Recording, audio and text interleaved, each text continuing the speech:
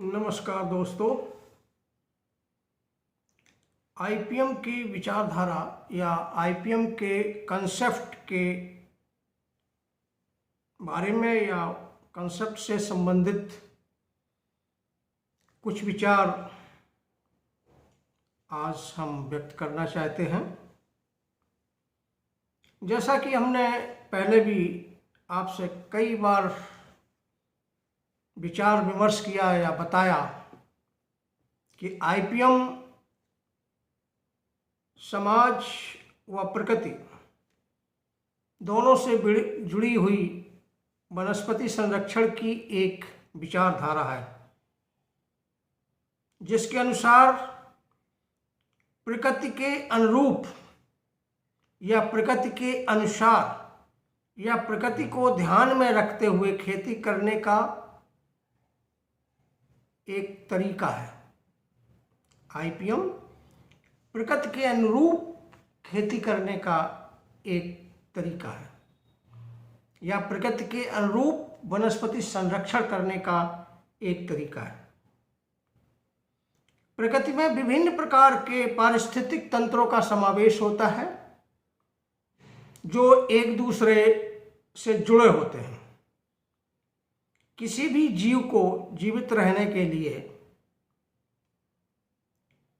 उपयुक्त पानी, हवा, सही पानी, हवा, जलवायु होना आवश्यक है।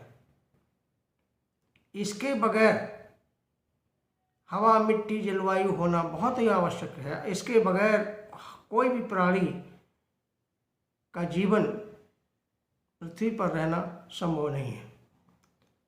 इनके सब प्रदूषित होने से जीवन का अस्तित्व भी खतरे में पड़ जाता है। प्रकृति के विपरीत चल करके कोई भी प्राणी अधिक समय तक जीवित नहीं रह सकता। उदाहरण के तौर पर अगर हम कुछ देखें, आज के युग में कुछ प्राकृतिक परिवर्तन जो आए हैं, कहीं पर पानी की कमी है, कहीं पानी की अधिकता है, कहीं कुछ और परेशानियां जो प्राकृतिक रूप से आई हैं, कहीं बाढ़ है तो कहीं सूखा है। इस तरीके की चीज़ों को ध्यान में रखते हुए अगर अभी हम हरियाणा का केस देखें, उदाहरण के तौर पर जहां हरियाणा में जहां पानी की अधिक कमी वाले क्षेत्र हैं, वहां पर अभी धान की खेती को कानूनी तौर पर मना कर दिया गया। लेकिन पर्याप्त पानी की उपलब्धता जिन क्षेत्रों में है, उन जहां पर पानी का जल भराव होता है, उन क्षेत्रों में धान की खेती करने की परमिशन दी जा चुकी है।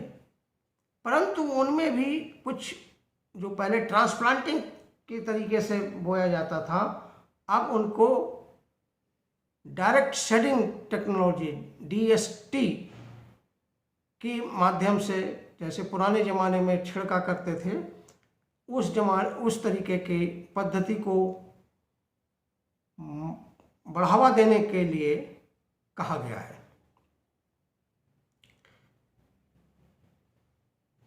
कम पानी वाले क्षेत्रों में दूसरी फसलों जैसे कि मक्का है, दलहन है, सब्जियां हैं, तिलहन है आदि फसलों पर जोर देने के लिए कहा गया है।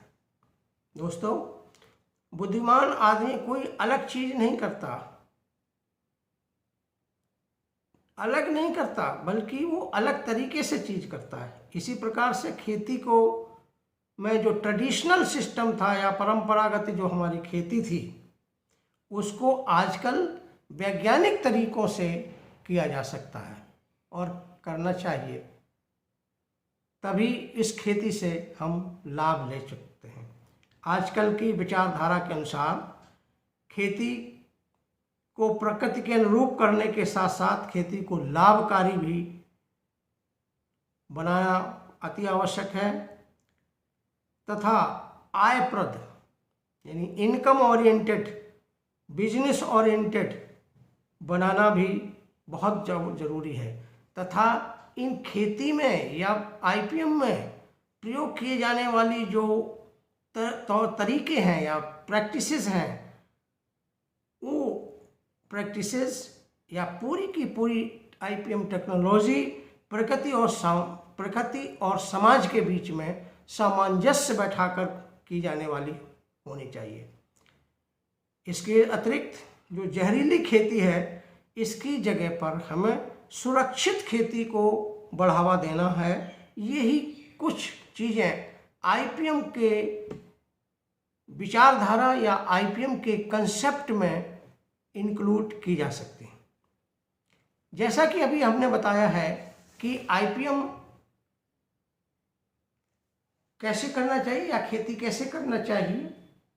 अगर हमें लाभकारी खेती करना है तो परंपरागत खेती से हट करके हमें इंटीग्रेटेड फार्मिंग की तरफ ध्यान देना चाहिए, यानी खेती की जो खेती की सिस्टम है उनके साथ साथ खेती से जुड़े हुए व्यापार को भी, बिजनेस को भी बढ़ावा देना चाहिए। जैसे डेयरी उद्योग होता है, बकरी पालन, मुर्गी पालन, सुअर पालन, इसी तरह से शहद पालना, मधुमक्खी पालन या अन्य कोई भी खेतों के साथ साथ जो एग्रीकल्चर है उसके साथ साथ एग्रो फॉरेस्ट्री को भी हम दे सकते हैं। डेयरी फार्मिंग को भी हम बढ़ावा दे सकते हैं, जिससे कि हमारी जो खेती है, जैसा कि आजकल आपको पता है कि खेती अब लाभकारी सौदा नहीं रह गया है, लाभकारी धंधा नहीं रह गया है। अतः किसानों की आमदनी को बढ़ाने के लिए हमें खेती को इंटीग्रेटेड फार्मिंग में परिवर्तित करना पड़ेगा। साथ ही साथ उसको सुरक्षित खेती बनाने के लिए हमें जहरीली खेती से सुरक्षित खेती में, यानी जो केमिकल पेस्टिसाइड्स या केमिकल फर्टिलाइजर्स हैं उनकी जगह पर बायोपेस्टिसाइड या बायो फर्टिलाइजर्स की उपलब्धता कृषकों को सुनिश्चित करके उनके उपयोग को बढ़ाना देना पड़ेगा, जिससे कि जो हमारा खेती है उनसे उत्पादन होने वाला जो उत्पाद है वो खाने की दृष्टि से सुरक्षित हों, उनके अंदर पेस्टिसाइड्स के रेजिड्यू आदि ना पाए जाते हों। इसी प्रकार से बिजनेस के लिए वो परफेक्ट हों तथा क्वालिटी एग्रीकल्चर प्रोड्यूस के रूप में हम उनको एक इंटरनेशनल और नेशनल बाजार के अनुरूप पैदा कर सकें।